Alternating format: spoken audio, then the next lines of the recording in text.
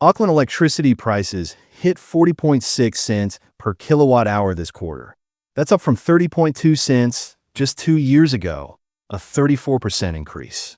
And if you own an Auckland property with single glazed windows, no insulation, and electric resistance heating, your house just became 10 to 18% less desirable than identical well-insulated properties next door. This isn't about your power bill. This is about Auckland buyers filtering out energy-inefficient homes because they can't afford to heat them. Let me show you what's actually happening with Auckland power costs right now.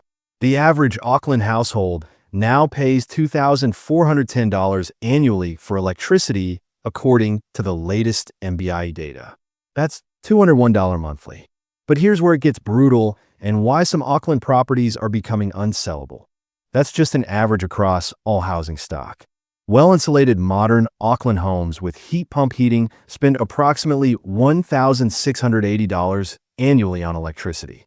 A typical family in Hobsonville or Flatbush in a 2015-built home with proper insulation, double glazing, and efficient heat pumps throughout, they're paying $140 monthly for power, even through Auckland's winter months.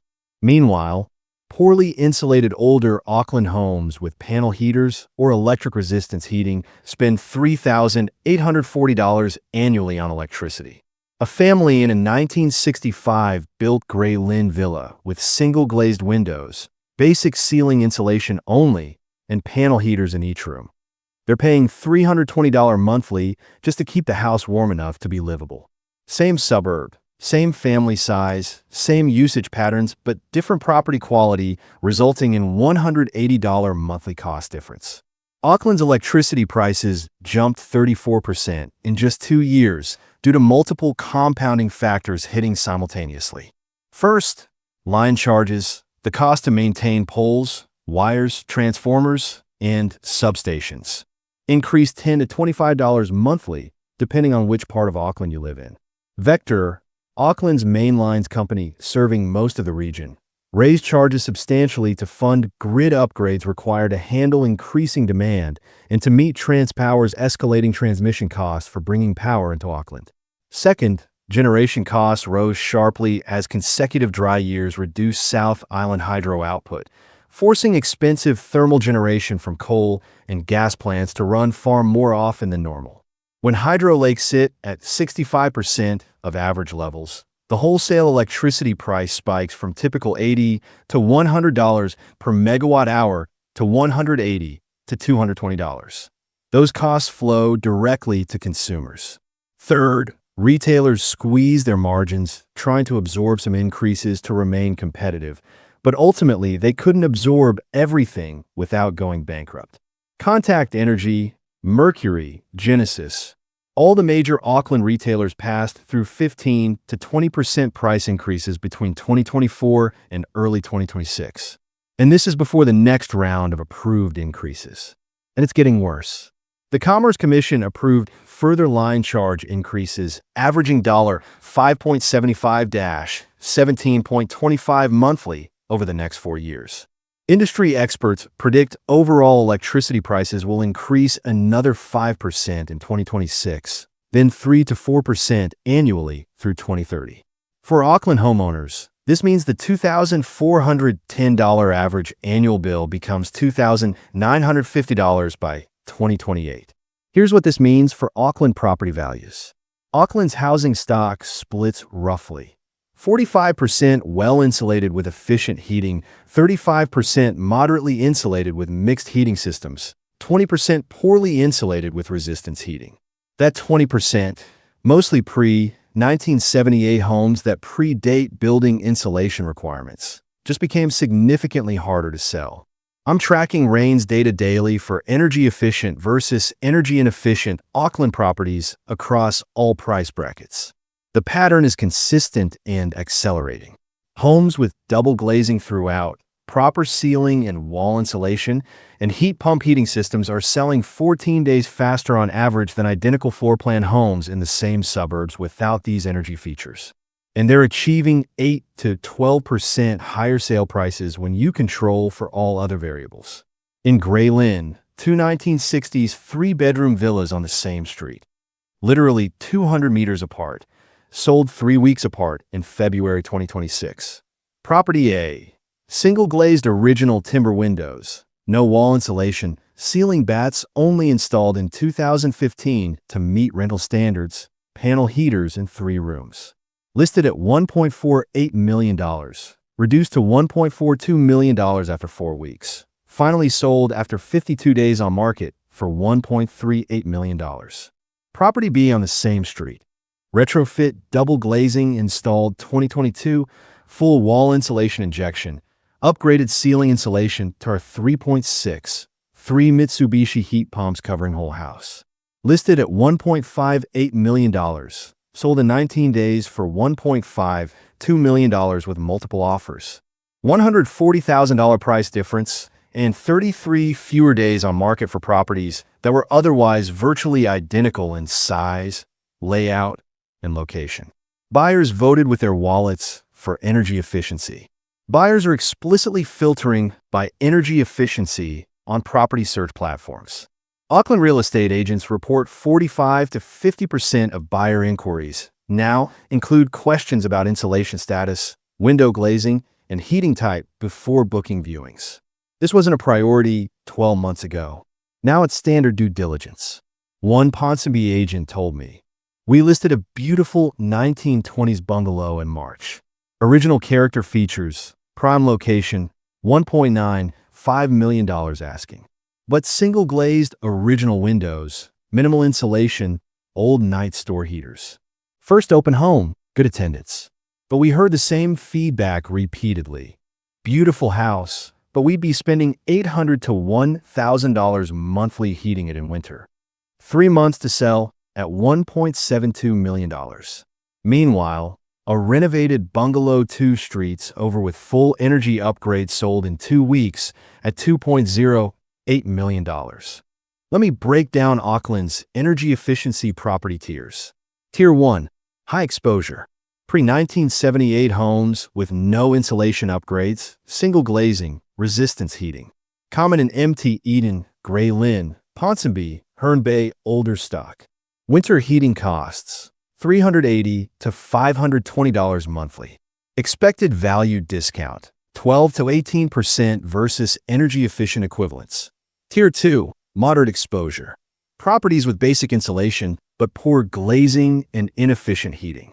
1980s to 1990s builds with minimum spec insulation and panel heaters. Winter heating costs, $280 to $380 monthly. Expected value discount, 6 to 10%. Tier 3, low exposure. Properties with good insulation but older heating. Modern insulation, double glazing, but older heat pumps or mixed systems. Winter heating costs, $180 to $280 monthly. Expected discount, 2 to 4%. Tier 4, no exposure. Energy-efficient properties built post-2007 with modern insulation standards, double glazing, efficient heat pumps. Hobsonville, Flatbush, Westgate new builds. Winter heating costs, $120 to $180 monthly. These properties gaining relative value as inefficient stock declines. Now let's talk about the Auckland rental market impact, which is where this energy efficiency crisis is hitting landlords hardest. Auckland landlords with energy inefficient properties are facing outright tenant revolt over power costs. The Healthy Home Standards introduced in 2019 require minimum insulation and heating provision, but those are genuinely low bars. Properties meeting bare minimum healthy homes standards still cost tenants $300 to $400 monthly to heat adequately in Auckland's winter versus $140 to $200 for genuinely well-insulated rentals.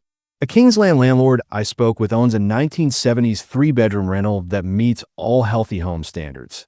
It has ceiling and underfloor insulation installed to minimum R values, and there's a 6 kilowatts heat pump in the living room. Fully compliant.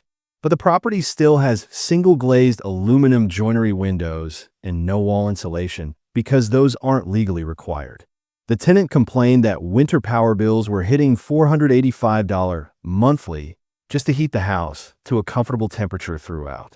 The living room with the heat pump was fine, but bedrooms remained freezing without running panel heaters constantly. Tenant requested $120 weekly rent reduction to offset the energy costs. Landlord refused, arguing the property met all legal requirements.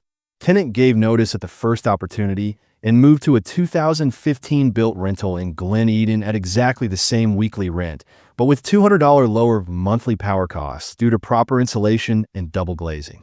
Vacancy duration for energy-inefficient rentals has doubled. A Sandringham rental property with basic insulation and panel heaters.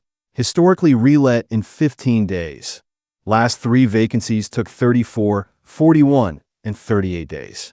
Prospective tenants asking about insulation quality, window type, heating efficiency during viewings. Poor answers mean no applications. Commercial property faces different pressure from the residential market, but the underlying issue is identical. Poor thermal performance equals high operating costs equals angry tenants. Office buildings with poor thermal performance, primarily 1980s and 1990s constructions with single glazed curtain wall systems and minimal insulation, are seeing tenant complaints escalate and lease break requests pile up. A new market office building built in 1985 with single glazed curtain walls covering the entire facade, typical of that era's architectural style, but terrible for energy efficiency. Tenants' winter heating costs increased from $1,240 monthly in 2024 to $1,890 monthly this winter.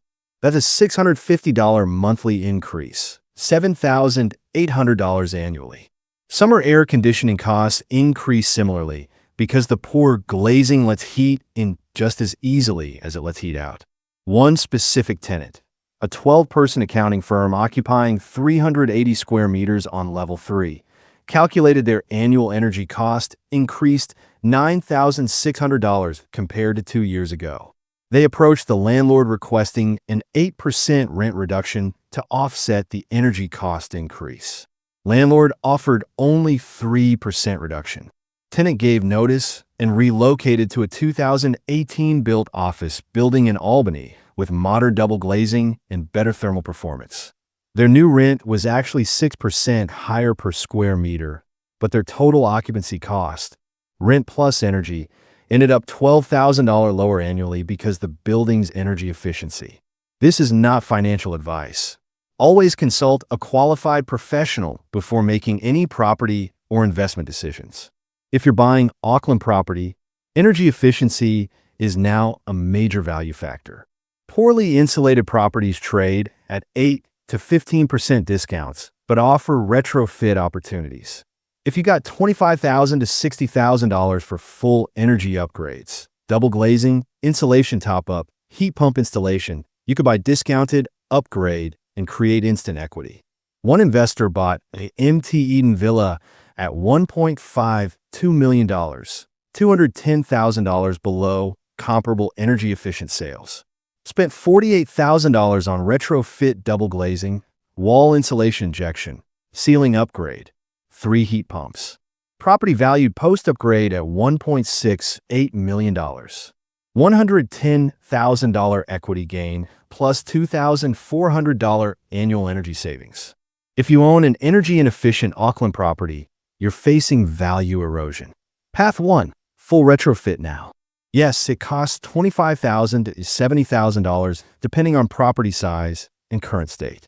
But you stop the value decline, reduce your own energy costs $1,800 to $3,200 annually, and make the property marketable. Payback in 8 to 12 years on energy savings alone. Path 2. Staged upgrades. If full retrofit's too expensive, prioritize high-impact improvements. Double glazing, $18,000 to $35,000. Reduces heat loss 60%. Heat pumps replacing resistance heating, $8,000 to $15,000. Cuts heating costs 65%. Ceiling insulation top-up, $3,000 to $6,000. These 3 address 80% of inefficiency for $30,000 to $56,000. Path 3. Price to sell now before discount widens. Except energy-inefficient properties are worth 10 to 18% less than efficient equivalents in current Auckland market. Price accordingly. Sell to a buyer who'll retrofit. Move capital elsewhere. For Auckland landlords, the economics are clear. Either retrofit the property to competitive energy efficiency standards or accept lower rents, longer vacancies, and higher tenant turnover.